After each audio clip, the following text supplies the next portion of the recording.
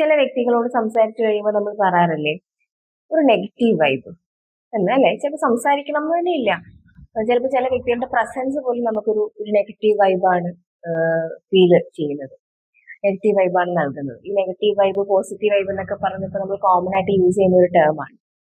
അതേപോലെ ചില വ്യക്തികളോട് സംസാരിക്കുമ്പോൾ നമുക്കൊരു പോസിറ്റീവ് വൈബ് അല്ലെങ്കിൽ ഒരു പോസിറ്റിവിറ്റിയാണ് അനുഭവപ്പെടുന്നത്. സംസാരിക്കണം എന്നില്ല ചില ആ വ്യക്തികളുടെ പ്രസൻസ്. ഓക്കെ, അതുപോലെ ഒരു പുതിയ സിറ്റുവേഷനിലേക്ക് നമ്മൾ പോകുമ്പോൾ ഒരു പക്ഷേ ചില സമയത്ത് നമുക്ക് എന്തോ ഒരു സംതിങ് നമുക്ക് അത്ര ഈസി ആയിട്ട് തോന്നാറില്ല, അത്ര കംഫർട്ടായിട്ട് നമുക്ക് ഫീൽ ചെയ്യാറില്ല, എന്തോ ഒരു സംതിങ് സ്പെല്ലിംഗ് മിസ്റ്റേക്ക് പോലെ നമുക്ക് ഫീൽ ചെയ്യും അല്ലെ. അതേസമയം ചില സമയത്താണെങ്കിൽ നമ്മൾ ഭയങ്കര കംഫർട്ടബിൾ ആകും, വളരെയധികം കംഫർട്ടബിൾ ആകും. നമ്മൾ പെട്ടെന്ന് തന്നെ ആ ഒരു പുതിയ സിറ്റുവേഷനൊക്കെ അഡാപ്റ്റ് ചെയ്ത് പോകും. നമുക്ക് വളരെ നല്ല ഗുഡ് ഫീലിങ്സ് ആണ് നമുക്ക് എക്സ്പീരിയൻസ് ചെയ്യാൻ പറ്റുന്നത്.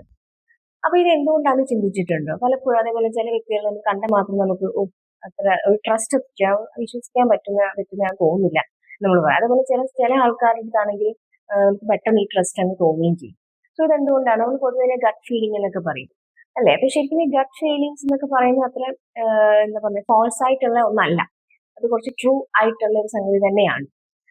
ഇത് നമ്മൾ പറയുന്നത് ന്യൂറോസെപ്ഷൻ ആണ്. സൈക്കോളജിക്കലി ഈ ഒരു ഫിനോമിനൻ നമ്മൾ പറയുന്നത് ന്യൂറോസെപ്ഷൻ ആണ്. ന്യൂറോസെപ്ഷൻ എന്താണെന്ന് വെച്ച് കഴിഞ്ഞാൽ നമ്മളുടെ ബോഡിയുടെ ഒരു അൺകോൺഷ്യസ് സിസ്റ്റമാണ്.